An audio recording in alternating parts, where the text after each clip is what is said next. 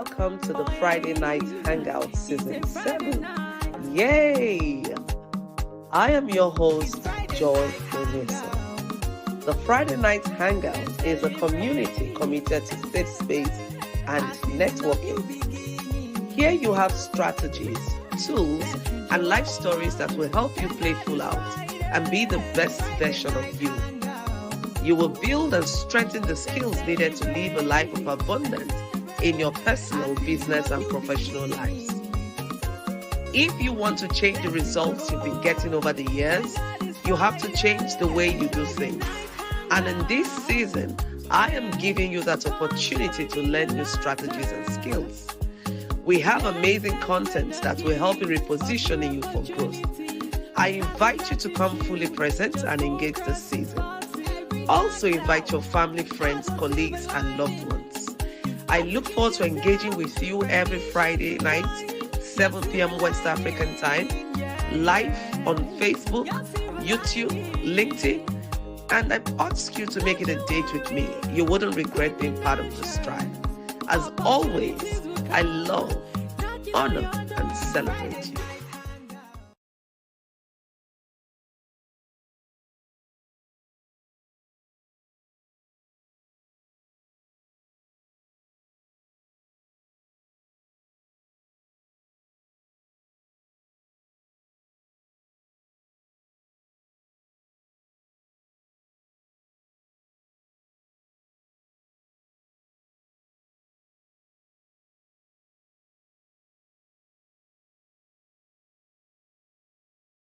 Welcome to the Friday Night Hangout Season 7. Yay! I am your host, Joy Onyeso. The Friday Night Hangout is a community committed to safe space and networking. Here you have strategies, tools, and life stories that will help you play full out and be the best version of you. You will build and strengthen the skills needed to live a life of abundance in your personal, business, and professional lives. If you want to change the results you've been getting over the years, you have to change the way you do things. And in this season, I am giving you that opportunity to learn new strategies and skills. We have amazing content that will help in repositioning you for growth. I invite you to come fully present and engage this season. Also invite your family, friends, colleagues, and loved ones. I look forward to engaging with you every Friday night, 7 p.m. West African time, live on Facebook, YouTube, LinkedIn, and I ask you to make it a date with me. You wouldn't regret being part of this tribe. As always, I love, honor, and celebrate you. Okay, good evening. Welcome to another beautiful episode of the Friday Night Hangout. Last week was super exciting, and like I promised us this evening, we're just going to have Q&A and comments. But meanwhile, let me formally welcome you to this exciting episode of the Friday Night Hangout. And I'm your host, Joy Onyeso. As always, I'm always excited to welcome you to the show. I hope you came prepared. This week has been super exhausting, really loaded for me. And I know that some of you may have gone through that same part. So how are you doing? How has your week been? And put in the chat box, TGIF. Good evening, Neka. I see you. Royalette Goodness. Thank you for joining in. Great. So, I see Obiajulo Princess. Good evening and welcome. So tonight, we're going to take questions, we're going to take comments, and I would invite you to please use the chat box. We want to make it as interactive as possible. And in this month of September, the conversation is still ongoing. We're looking at business systems, we're looking at some of the tools you can use in your business to enhance your performance and actually expand the opportunities for growth. So last week we didn't take all the questions. I'm happy I see my sister Olivia here. I promised her that we would start with her question. So I do hope you have your question ready because we'll soon come to your question.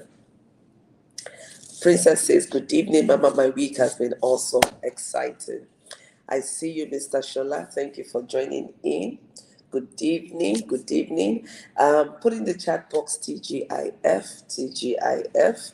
I want to see your TGIF. And then we're going to go straight into the conversation.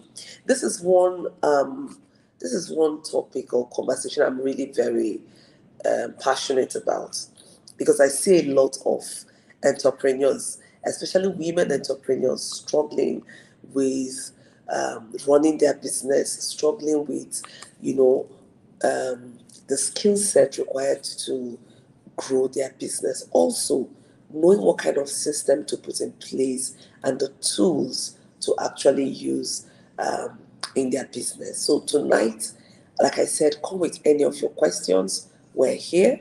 We're going to try to answer as many questions as possible within the time frame that we have. Are you not excited? I'm really excited, even though I'm tired, but hey, I'm excited tonight. So, Olivia, I can't remember the question for last week, but if you still have the question, can you put it in the chat box so we can start with your question? And then if you have any other question, please put it in the chat box and I will just take the questions as they come in. I'll take the questions as they come in. So while I'm waiting for the questions to come in, I want to talk a little bit about tools. Some of the tools that we can use in our business. I've had questions on that. After the episode last week, I got some inbox messages on some of the tools. So I'm going to share with you some of the tools I use in my business, like for finances, or for accounting, for email, for designs. These are all very important. So as an entrepreneur, you should be very clear as to the tool that you can use in your business. And I would always advise, there are some free tools you can start off with. You don't have to start off paying for the tools that you use. For instance, StreamYard. The first time I got to know about StreamYard, I used the free version for a while before I now started paying for it. I wanted to be sure that it's a tool that we can use and we can sustain paying for it. And the good thing is that most business tools have free versions, and some would also have 14-day trial period before you can now start paying for them. So it's always very important as a business owner to look at tools you can use that will make your life easier. It's just like someone trying to calculate manually and some other person using a calculator or an app to calculate. You can't compare the two. One saves time, one saves you energy, one makes things so easy for you, don't feel frustrated, overwhelmed. Unlike the other one where you have to do a lot of things, you have to put in the number. Sometimes you make a mistake and you have to start all over again trying to do the calculation. So why don't you go for the easy route, right? These tools are there to simplify things and to make your life easier. So take advantage of them. I see the question again from from Olivia. She says, okay, my question is, how do you keep a steady pricing system? Very interesting question. So if you're an entrepreneur, this is one question you really want to pay attention to, because we are all facing this, especially if you're living in a climate filled with uncertainties, like in Nigeria, then you want to be sure that you pay attention to our engagement on this question. So Olivia Osage is asking, how do you keep a steady pricing system when the cost price of the product keeps fluctuating? Interesting. How do you keep your price steady when the cost price of the product keeps fluctuating? Now, I'm going to look at it from a holistic perspective, because maybe you're asking this question from the perspective of finished products. Maybe you sell clothes, maybe you sell accessories, and then maybe you buy and you resell. So if the price keeps fluctuating, how then do you keep a price steady? At the same time, I'm also going to address the question for entrepreneurs who are producers or who are manufacturers. Maybe you're into production of hair accessories, you're into production of food and all of those stuff. How do you then manage to keep your price steady so that today people come and say it's 2 naira, next tomorrow it's 3 naira? Let's look at the basics. Now, the first thing is, Remember last week I talked about the pricing system. How do you even arrive at your pricing system? How do you do your pricing system? People have different formulas for coming out, for putting up their prices, for developing their pricing system, and that is at the foundation of how you can keep your price steady in the face of uncertainty and in the face of fluctuation. The first thing is this. Now, in pricing, for instance, you buy a product and you're reselling or you're retailing the product. How much percentage do you add as your profit margin? Now, in your profit margin, I want to assume that you would have taken cognizance of one, that time you spent in procuring, in putting the goods together, and in selling your goods. How much of your time do you put into that, and how much is it worth? Two, you would have put into consideration your operational cost, which would then be the cost of your data if you're an online marketer, the cost of making phone calls, the cost of transportation to go deliver the goods, because what you charge your clients most time is a cost of waybill. So the cost of waybill would be like, for instance, maybe 1,500-2,000. That's what you charge. But what about the cost of transportation to take you from one end to that place and back? Now, all of these things, you need to look at it. How much does it cost? And then you look at the quantity of the product that you have, and you now come at a safe margin you can add. And this is not an independent process, meanwhile, because you also need to look at how competitive your pricing is in the market. You're not the only one selling that. What is the average cost? You want to know what your competitors are selling, not because you want to outdo them or whatever, but because you also want to remain relevant and you want to remain competitive in pricing. So if, no matter how good your product is, if you don't have a unique differentiating factor, and it is this phone, and I'm getting this phone for 10,000 naira, you're selling it for 40,000 naira, there has to be something uniquely different about the way you sell the phone for me to buy it at 40,000 naira. So maybe you've included other customer services included. Maybe there's a very luxurious office space you have. People get extra services, maybe aftercare services and all of that. So that may be that. But if that's not the case, and it's just that you want to sell and remain competitive in the market, then you need to know what your competitors are selling the same product, because you're not the only one in the market space. It's a market space. And there are a number of people in that same market space competing for a niche, competing for the same clients, right? So you want to make sure that you remain relevant also in your pricing. So look at all of this. What percentage do you put? One way of doing this is to look at, after putting together your operational costs, like I just mentioned, out your data, your this, your transmission, all of those, what does it come to? And how do you spread it amongst all the product that you have to keep you competitive? Because one of the dangers is trying to put all your profit margin on a single product item. That becomes a crisis. Now, if you are a manufacturer, you have different product lines, you want to look at the one that takes the least cost to produce, the least effort to market and all of that. And then you can have enough room to give yourself extra profit margin on that particular product. So you spread your cost. If you want to put everything on a singular item, you're going to outprice yourself. So you want to spread your cost, and you want to look at how, after taking your operational costs, you also reduce the profit margin that comes to you and spread your profit across different products. So sometimes we want to say, you hear entrepreneurs say, it's all about turnaround. I just want to turn around. So it's faster for you. Now look at it also. There's a lot of maths that goes into this.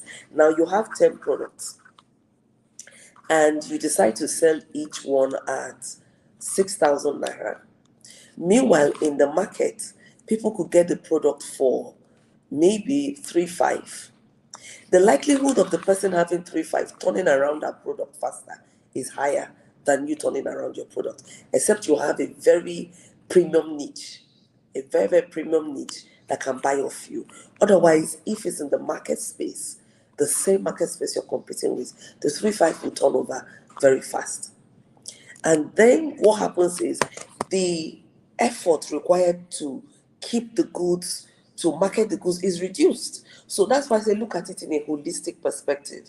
Because sometimes you keep the product, like those of us selling clothes, if you sell clothes, ready to wear clothes, you would agree with me that the longer you keep the clothes with you, the more the clothes starts reducing in value.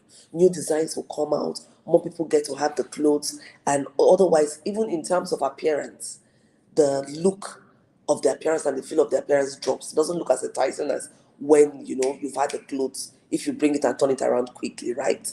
So you would also want to make sure you don't keep it too long. And that's why your pricing system is very good.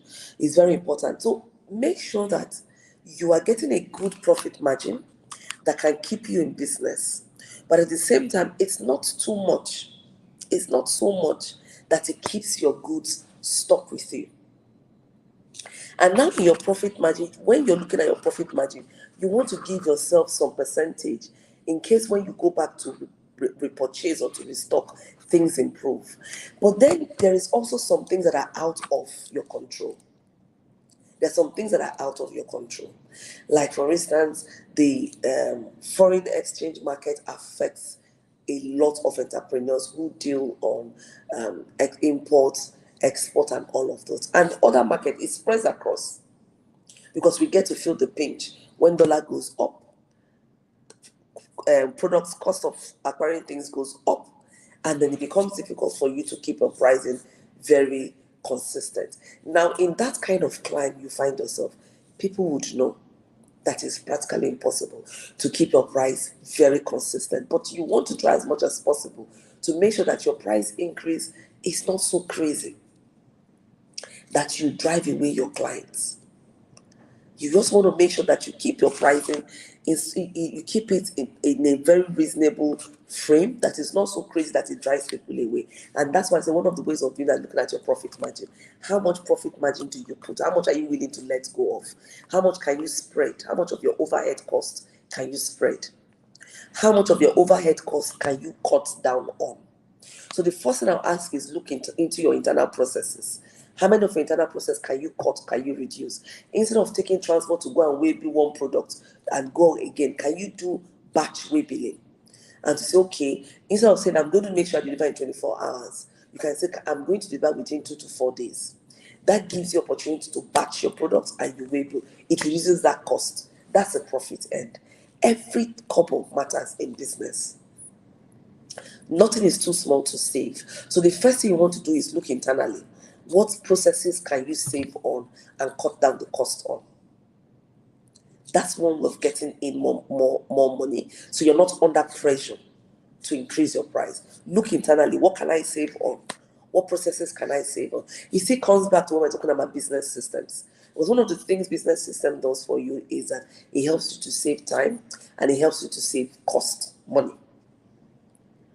And so it becomes important that you automate some of those systems. So it saves your time.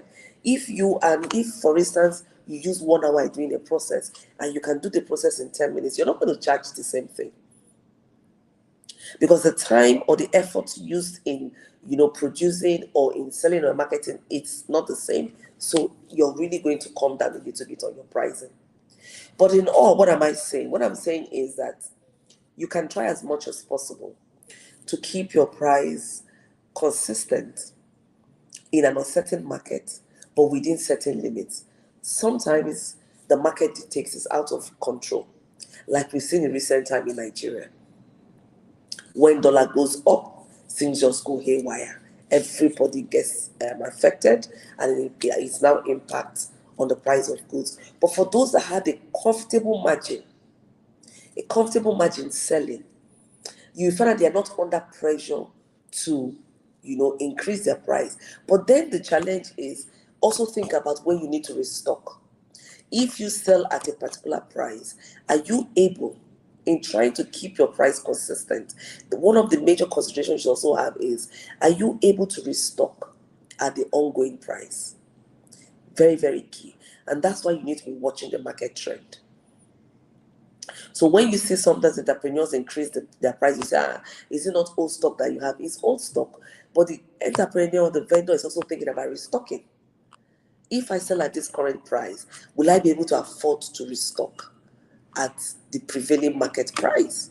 And so if the answer is no, then you quit the struggle to keep your price at that particular price frame, because you want to remain in business, and you're in business to make profit. So if you're not making a certain amount of profit in your business, then it becomes difficult to sustain that business. It becomes very difficult to make the business. Some vendors would use 15%, some would use 25%, some would use 50% margin, and some would say 70% margin. But all of this actually depends on the sector you're operating in.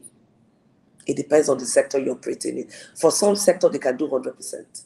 For some sector, if they do more than 25, 30%, it becomes crazy. For some sector, they can do 50, 70%. So the key thing is know your sector. Know the market you're operating in. Know your industry. Know the product. So even before getting so stuck on your pricing system, you need to be able to understand the market space you're operating in. You need to understand your product. And that will help you in your pricing system. I would always say there is no one size cap fits all when it comes to pricing system. Different entrepreneurs use what works for them depending on the prevailing economic situation. So this is one key thing you want to note. And remember, like I said, Olivia, you need to be sure that you can restock. You need to be sure that you can restock and you can sustain your business with the pricing system, whatever pricing system that you decide to use. But like I said previously, look at all your operational costs. Before you are so focused on keeping your pricing consistent, look at all your operational costs. Then you look internally at some of the processes you can cut, some of the funds you can save internally, and that may help you balance out in your pricing. But remember, you want to remain viable. You want to remain in business. And one way of doing that is making sure that you have enough profit margin to withstand any uncertainty that hits in the market. And that's why so many businesses went under during the COVID period. So you find out that some businesses that were already struggling could not bear the burden of COVID. Even right now, so many businesses are going under because they cannot bear the burden of the fluctuating foreign currency exchange market. So you need to be sure that your business has a resilient system built in. And one of the ways of building a resilient system into your business is through relevant skill set of skilling, and also through your pricing system.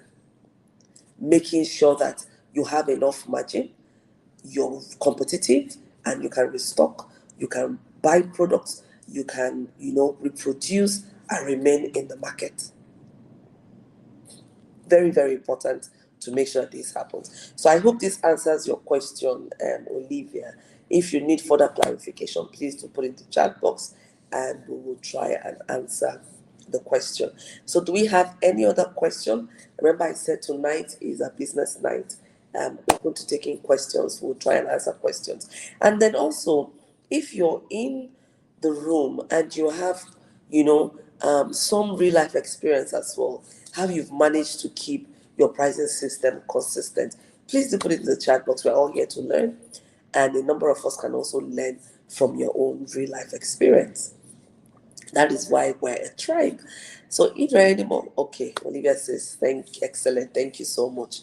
Okay, I'm glad that this helps. So if we have any more questions, please put it in the chat box. Tonight is our business night. Like I said, come with your questions, your comment, your real life experience. Tonight we want to make sure that we keep it interactive, robust, and you have actionable takeaways that you can really implement in your business. Don't forget that we're in that time of the season where businesses start positioning themselves for the end of the year sales. And that is one of the reasons why I'm passionate about this topic this month, business system and tools, because I want us to win. We keep winning together. So if you have any experience you want to share, please use the chat box and I'm sure a lot of us will also learn from that. Now, while we're waiting for more questions or comments, um, I see you, Roma. Welcome. Welcome, Madam Adenike. Welcome, Divine Joy. Welcome, J. Welcome, Adaine. Welcome, Izine. Nice to have you here. So, while we're waiting for more questions, I want to talk about tools. So, what are some of the tools you can use to make life easier for you? What are some of the tools you can use? Let us look at payment platform. I know that these days a number of us are running away from using certain payment platform because of fraud, because of hacking. But let me tell you, the time, I said one of the things that can help you is to look at your internal systems and look at ways of reducing the man hour that you put into carrying out a specific task, because that saves you a lot of time, free up your time to do something else. Now, technology is there for us to use. Most of these payment platforms are already secured. You just need to look around, and I'm not going to recommend any particular one, but I'm just going to talk in general to say, look around and read the ratings. Look at the pros and cons of using that particular tool. But you have tools that can help you invoice. You have tools that can help you issue receipts. Tools that can help you collect funds, payments, right? And it makes life easier for everyone, so that you don't have to do all this process manually.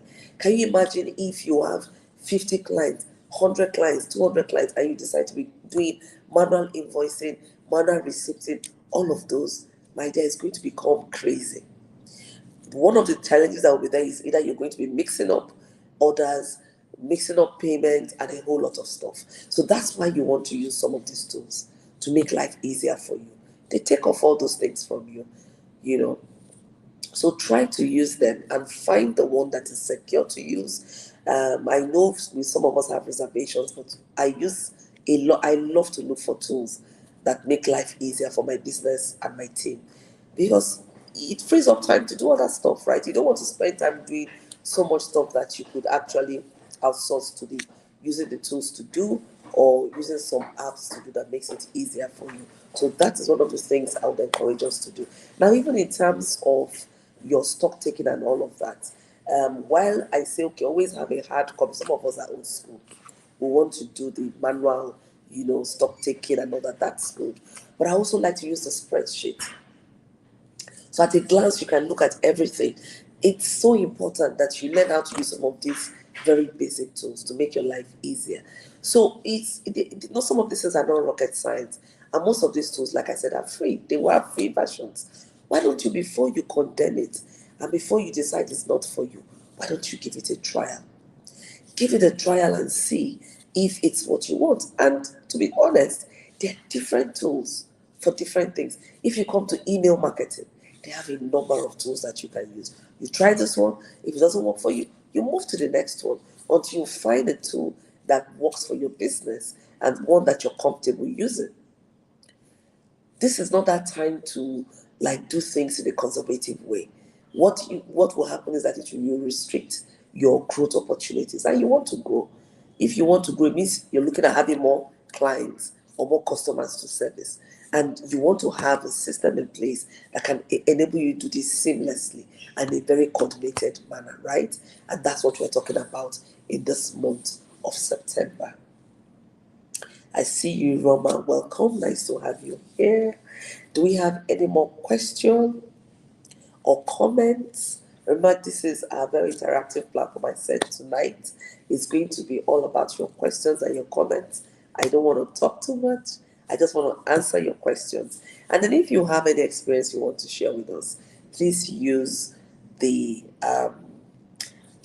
chat box, and I'll be happy to read it out, and we can all learn from it. Let's see. Any more questions? Nope. No more question yet. Great. Okay. Now, one other question that came up last week is we had questions on sales marketing. How do I sell how do I convince my prospective clients to buy from me? If you're an entrepreneur, this is one question we all will keep asking ourselves. It's something we work on a daily basis. Because if you have products and no one is asking or buying from you, then you're not in business. You're in business because aside adding value, you also want to make sales and make profit from the sales you make.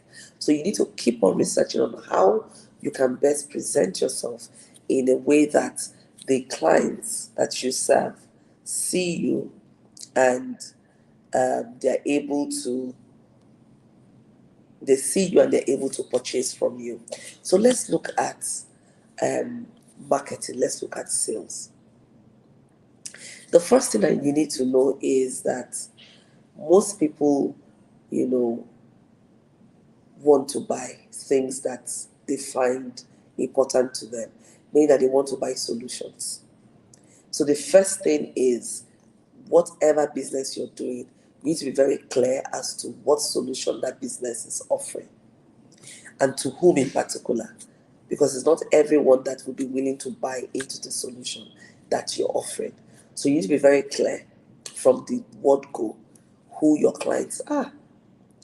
And when you're clear on who your clients are, it becomes easier for you to start, looking around the message. You want to invite them. I see the message as an invitation to buy. So sometimes people don't even know that you're selling. Haven't you had that kind of experience? Oh, do you sell this? I don't know that you sell this. Oh, I don't know that you do this, right? So you want to be sure that you're constantly in the space where your prospective clients are. And let me tell you, some of us are ashamed. We're very much ashamed about the business we do. We're very much ashamed to put out what we do there and to invite people to buy from us. Listen, if you are ashamed to ask, to make a sale or to invite people in to buy your product, then there's a problem with that business. And I want you to look at it this way. In terms of sales and marketing, I want you to look at it this way. Because sometimes most of us are ashamed to say, oh, I'm selling, pay money for this, right? So let's look at it this way, that you are offering value. You're offering a solution. And since you're offering value and solution, it is what you for you to remain in business, to offer more to more people, so that more people can be helped. You need to charge a certain, and people will be willing to buy value. It's just like you go to the market. It's just like you go to, I hope you can hear me. Someone says I can't hear you. So please let me know if you can hear me. Put it in the chat box if you can hear me.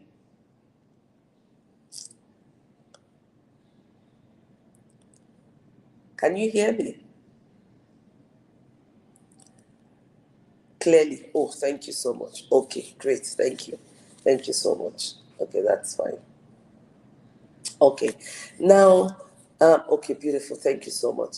Now, some of us are ashamed to put out what we sell there because we feel it's demeaning.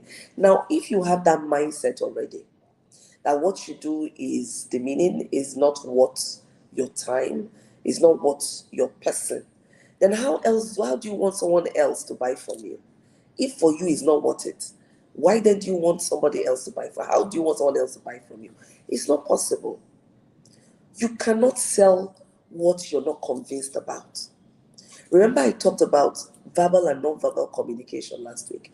Listen, your body language will already tell your prospective customers that you really believe in what you are doing and in what you are selling. And you're selling value, you're selling solution, and this is what helps businesses to grow. So you want to do that. Why don't you start from the point of letting them know the benefits they get from using your product, and make sure you're actually offering value. You're not offering fluffy stuff. Make sure you're not offering fluffy stuff. Now, we talked about systems. So you also want to have a system that can help you market. This is where your emailing system comes in place. What kind of emailing system do you have? What kind of data do you collect from your clients when they come? Most of us do not bother to really service the existing clients we have. You're always out there looking for new clients. What about the customer base you have? How much value are you producing? Let me tell you something about sales. You want to have repeat sales. I was discussing with one of my mentees and I said, listen, it is easier to have a customer who is satisfied come back and buy your product than it is to get a new customer to come in and buy your product. So I want you to start paying attention to the customers that have purchased your products before. What do you do with them? So people buy and come, and people buy. I have certain customers who after a while will just say, oh, I'm just reaching out to know how you're doing. I'm just touching base. And what that does is that refreshes me that, oh, this person is there. And this person sells this stuff. I say, oh, do you have this thing? Yes. Okay, I want to place some orders. So you want to make sure that you're constantly visible to your existing customers.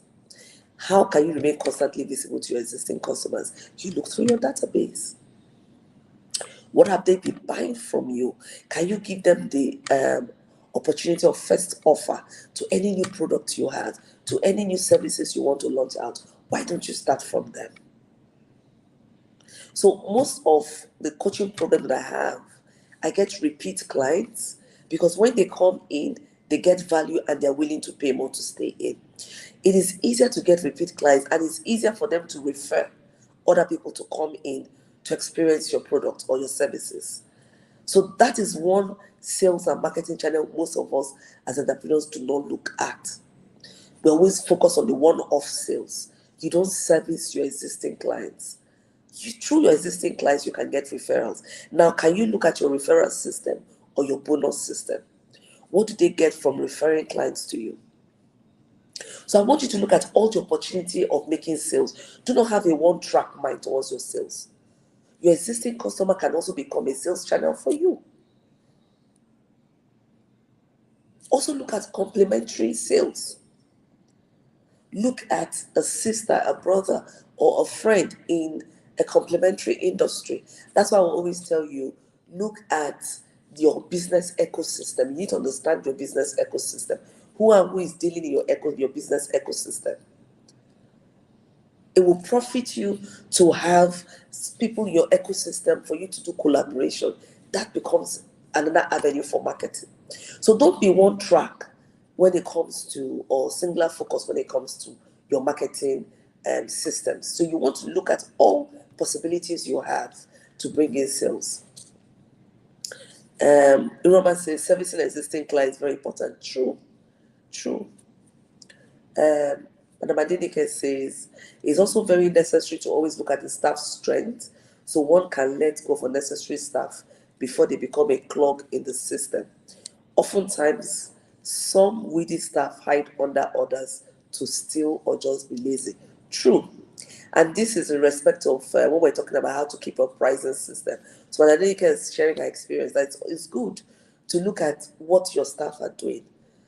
And this is where staff appraisal comes into play. I remember last week I said, always have a job description and a clear process of appraising the staff before you employ. Otherwise, you have a lot of people running around. You're still the one doing the bulk of the job. And then you have a lot of people you're paying salaries to at the end of the month. You don't want to do that. That is one quick way to kill a business. So look at the staff strength you have. Is it commensurate to the sales that you're making? Is it commensurate to the sales that you're making? Your current income, can it service the staff salary that you have? And have frank conversations with your team. These are not things that you should hide. They need to know where they stand. They need to understand what it is that is expected of them. And they need to know there's an appraisal system. You need to be very clear with them. And you need to follow through with it. So you can cut down on a lot of cost here. Look at what they are doing. Some people are duplicating tasks. In a small business, you want to be as lean as possible in your staff's strength. And then you expand as your business grows. But don't put in staff all over the place. Meanwhile, the existing business structure you have cannot carry the staff strength. That becomes crazy. Even in terms of marketing, you can have existing team members, put them, they run multi-functions. All you need to do is just to train them When you come, you're very clear as to what is expected of them, and then there has to be periodic training. I know that challenge is there in our client because we have peculiarities in our system. When you train team members and when they get the prerequisite skill, they are off to somewhere else. And then that makes you hesitant in training. Now, your business suffers for it in the long term if you don't train your team members. But what you could have a clause, a training clause with them, so that if after training they sign certain things, you have to stay maybe 1 month, 2 months, 6 months, whatever, to make sure your business gets some value out of the training you've given to them before they can move away. So you need to you just need to be very adaptive and very flexible. And you can't just, oh, this doesn't work, and you fold your hands and then allow your business to suffer, to crumble. So I would say, look at diverse ways of putting things in place. And it comes back to those systems we're talking about. The policies you put in place, your implementation process, your standard of procedures, what you have in place that can help you with your team members and make it very clear for your business to run and then to really sail. Because as the CEO of a business, you want to be sure that the business can actually run without you working in the business all the time. Otherwise, you'll be drained. And when you're drained, you won't be creative enough to do that visionary thinking that only you can do, because you are the visionary, you're the owner of the business. You understand your dreams. So, I hope this is very helpful. If you have any other question, please put the question in the chat box and we'll take it. Or you have experience you want to share, you put it in the chat box. I will be willing to take that. And while we're waiting for that to happen, I also want to use this opportunity to remind us that the She Speaks Masterclass is coming up in New York on the 15th of October. So if you're in New York, whatever,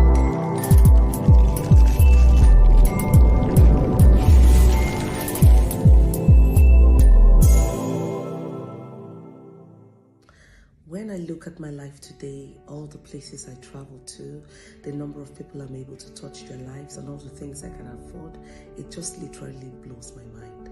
This hasn't always been my life.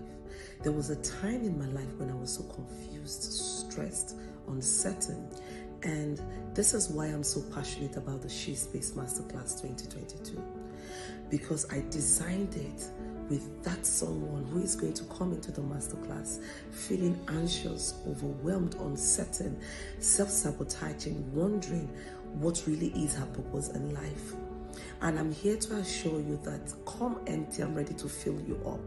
I'm going to use my skills, my experiences, and the grace of God to help you understand that you are a woman and much more. Look at the information on the screen to get more details as to how you can register for the She Speaks Masterclass with you. Your investment fee covers your buffet meals, some resources you'll be getting such as gratitude tools, personal evaluation tools, steps on how to start a business. This is one masterclass you don't want to miss. This is your season, this is your time to know that you are a woman and much more. Do not allow barriers to limit you or to restrict you. You have all it takes to call forth those dreams you have inside.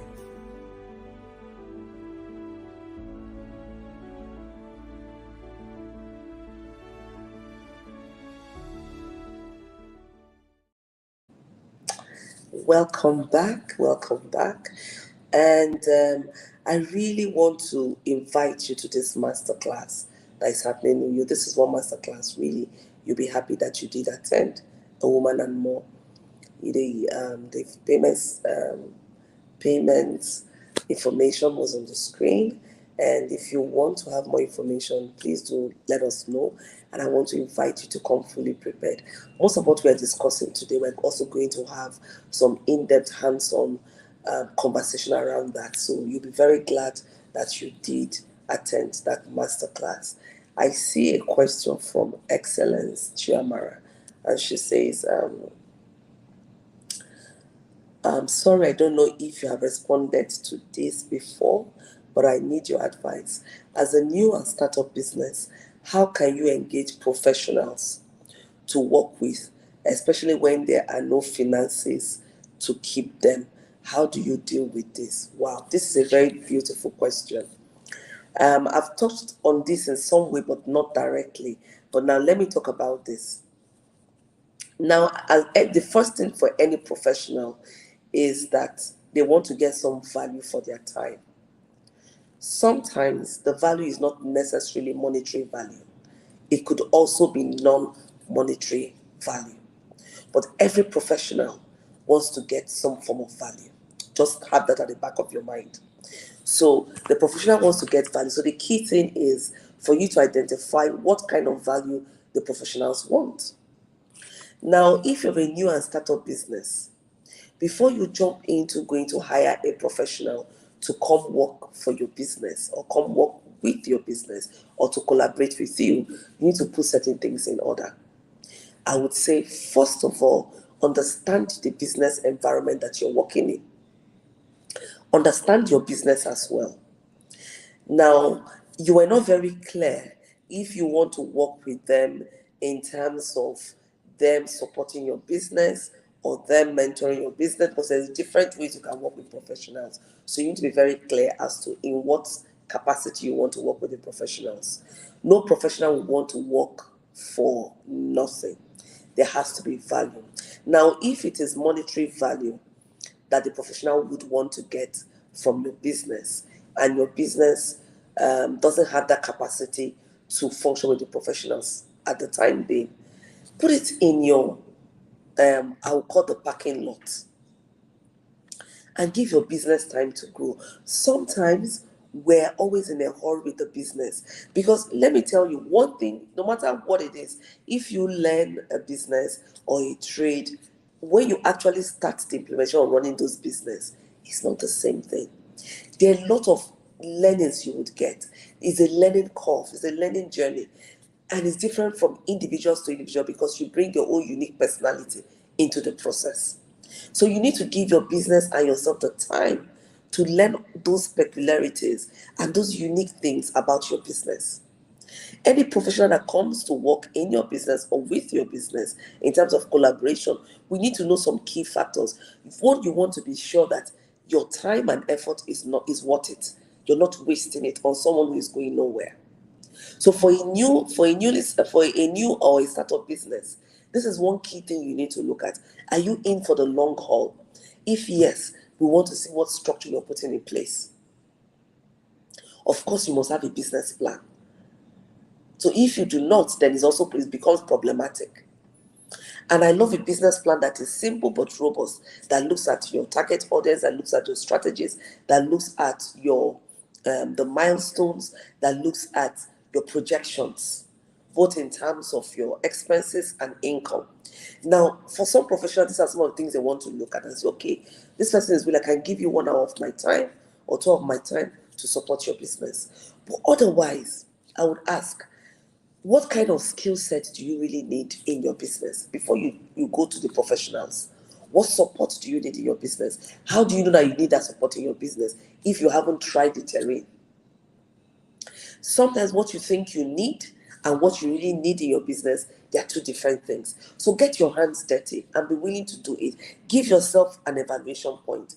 And this is where I talk about the business SWOT analysis, where you look at the strengths, weaknesses, opportunities, and then the threats that your business has or is facing or the environment is working in.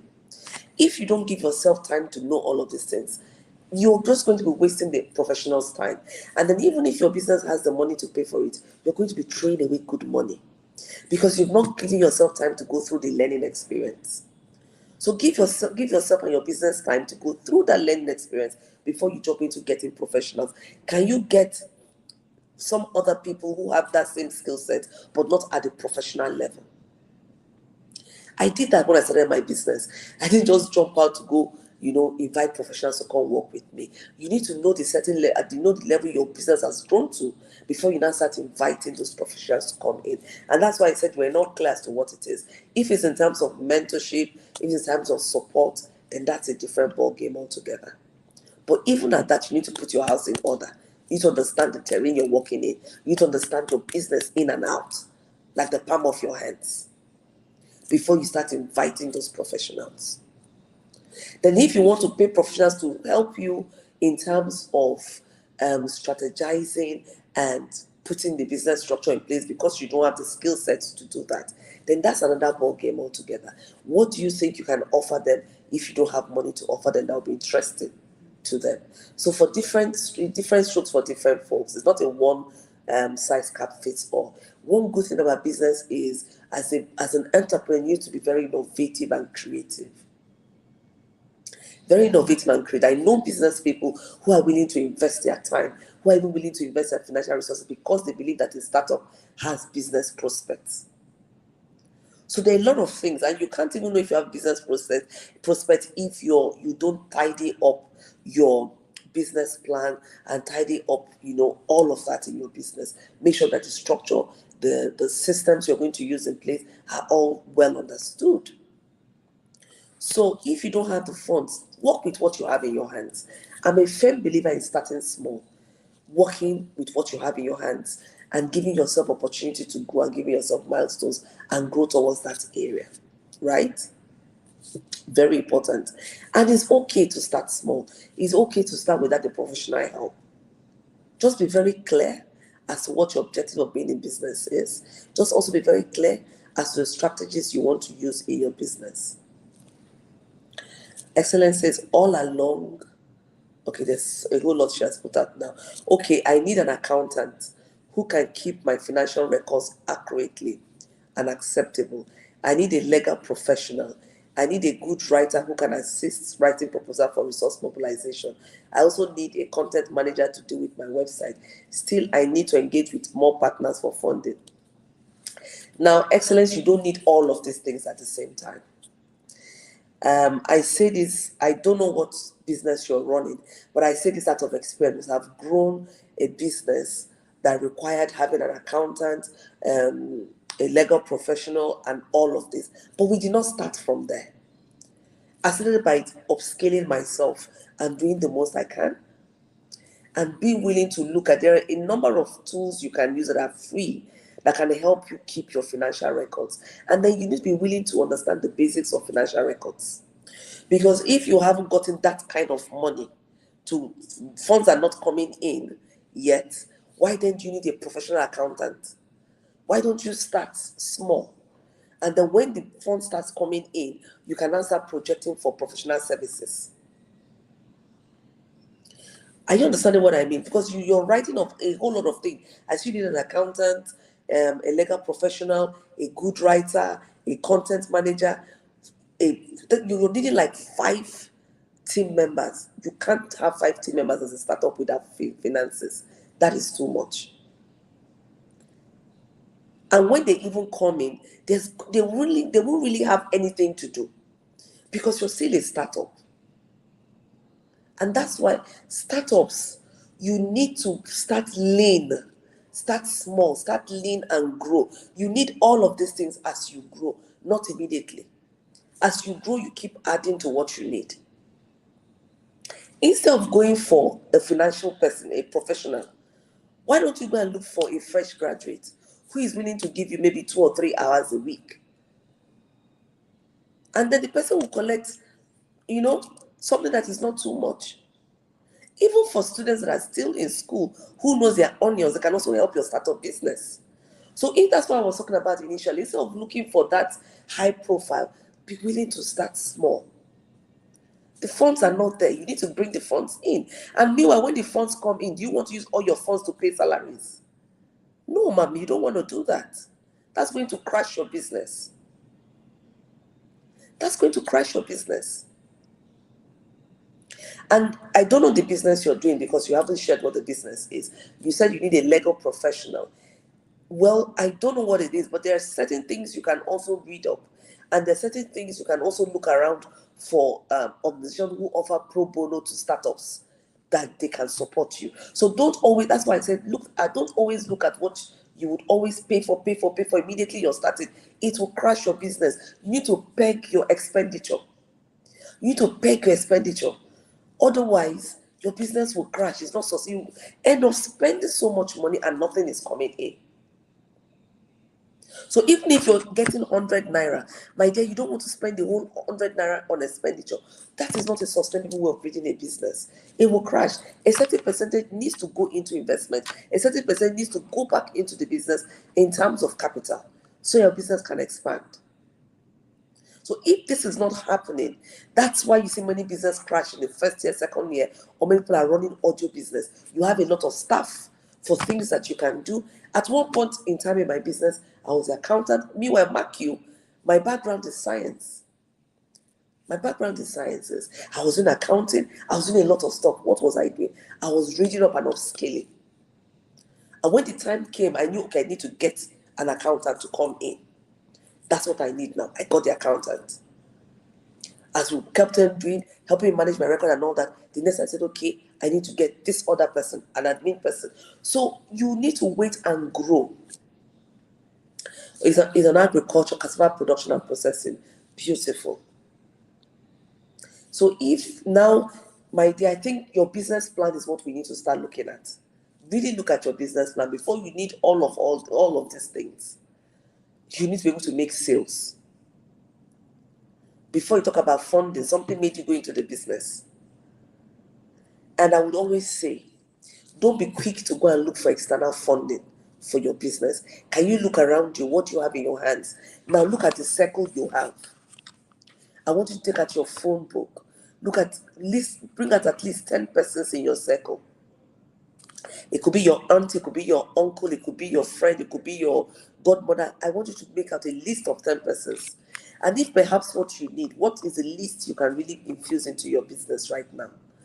And then what can you do? Split the amount.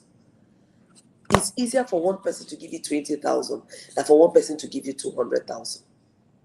And if you have 10 persons, if you need 200,000, it's better to have 10 persons give you 20,000 than to have one person give you 200. It depends on the kind of circle you operate in. So you need to be very clear. Very, very clear. I don't want you to go bring in a lot of people, paying in a lot of people. It's not going to work that way. Then the other option you have is to look at organizations that support startups in agriculture. Now, there's a lot of attention on the agricultural sector. So can you look around as to some businesses who are interested in investing in the agricultural setup? The investment might be in technical capacity, so they are willing to give you those technical skill sets you need without actually giving you finances.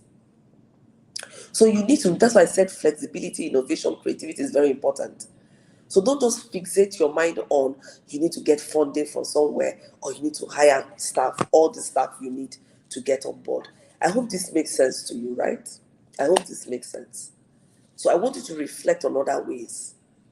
Because all of this you've listed, if you employ all of them and you don't have finances, it's difficult for your business to grow.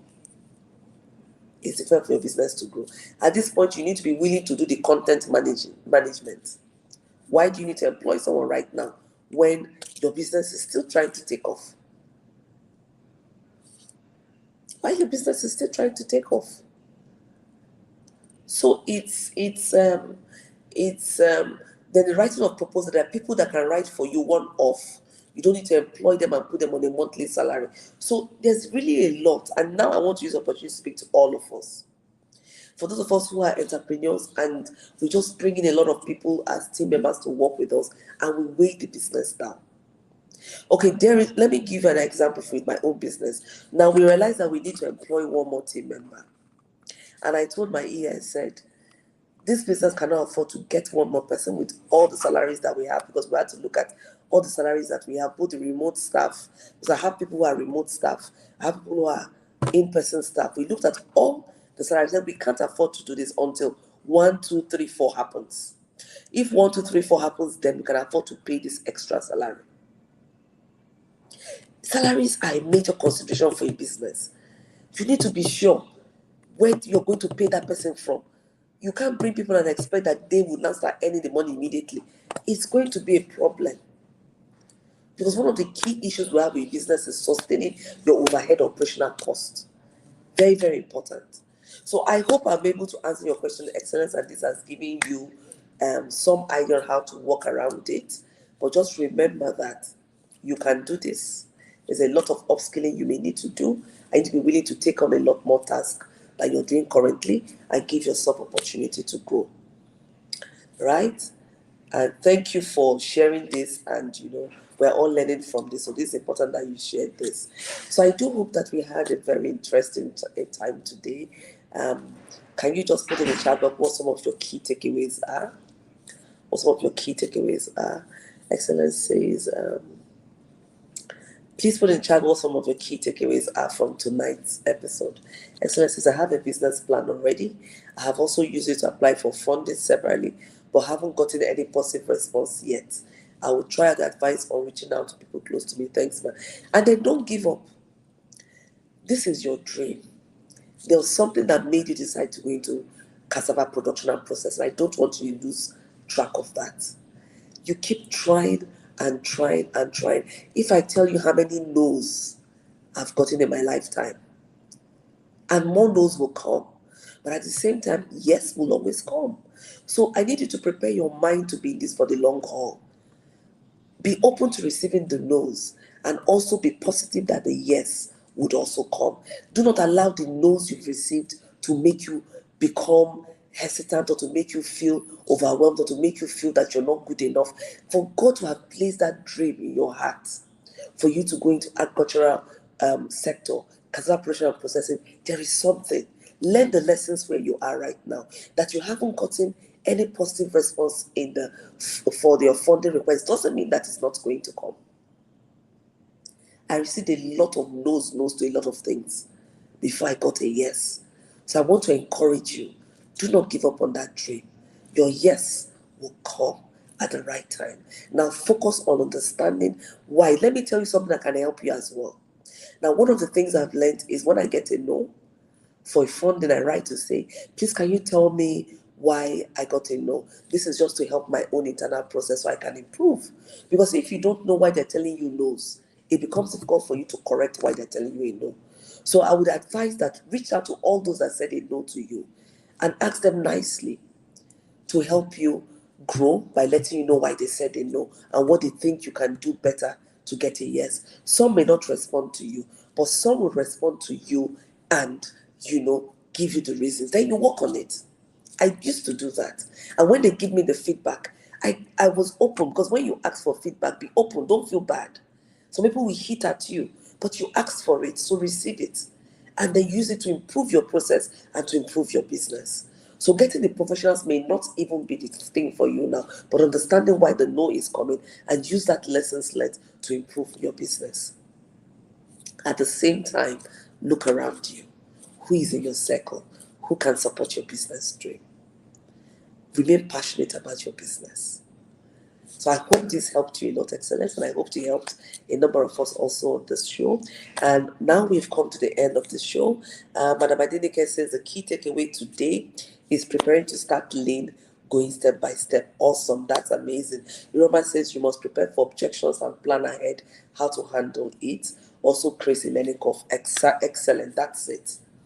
Do not let the no or the failures make you think that you're not worthy or that idea is not worth it. If you know that you have done all your due process, you've done all that you need to do, let that no become a stepping block for your yes.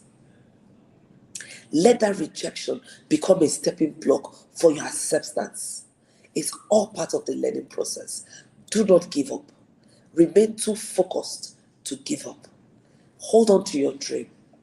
Do your due process. Have faith in that dream. And I tell you that business is not a walk in the park. Being an entrepreneur is not a walk in the park. And especially an entrepreneur in Nigeria, in Africa, is not a walk in the park. So I celebrate you for even having that idea and moving forward with it. That's a lot to celebrate yourself for.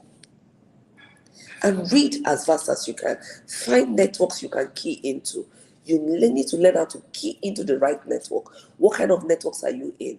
Find the network and key into. This is what would also help you. You need people to open doors for you. There are certain doors that people have to open doors for you, and learn to find those. That's where networking becomes very key. I hope this helped you. Tyler says, I have a faith in that dream. Yes. Excellent. Niteka says business is not a walk in the park. I totally agree with you, ma. Exactly. Onyabara, don't worry, you can watch the replay, right? So thank you all very much. I hope you had a lot of actionable takeaway. I'm glad I'm seeing all the feedback. And so next week we'll conclude our conversation on business systems and tools. And next week we can make it an interactive session as well if you want us to do that. So I'm going to leave next week open again. If we have more questions, come in next week as well. Let's make it interactive. So if you have more questions, bring it in next week. We'll leave it open as an interactive session. And I want to make sure we win together. We win together. Excellencies, thanks, man, for lighting up my spirit and idea. I'm super grateful for joining this session. Amen. Thank you so much. I'm happy you got value. And so thank you to everyone. Without you, there will be no Friday night hangout. Thank you for staying tuned with us. Please do share this. Invite your family. Invite anyone who you know would really profit from this conversation next week, Friday. So I look forward to seeing you next week, Friday, again on the same topic, business systems and tools. Come in with your question. We'll leave it open and I'll take as much question as time permits us to. Sorry that we ran over time for 5 minutes, but I do want to believe that you got a lot of value. So thank you, and thank you, Sandra, for keeping us on. And to everyone here, thank you so much. I look forward to seeing you next week, Friday. So for now, from me, is bye for now. Enjoy your weekend. Ensure that you celebrate yourself. And remember, remain too focused to give up. Keep faith in that dream. You are worthy. You are enough. And I celebrate you. You need to celebrate yourself as well. You need to show people how to celebrate you. Hold on to that dream and keep taking the steps and actions that will bring your dream into manifestation. You can do it if you really try hard enough. Love you all. Love you all. Bye for now. And I'll see you next week, Friday. Bye. Oh, yeah.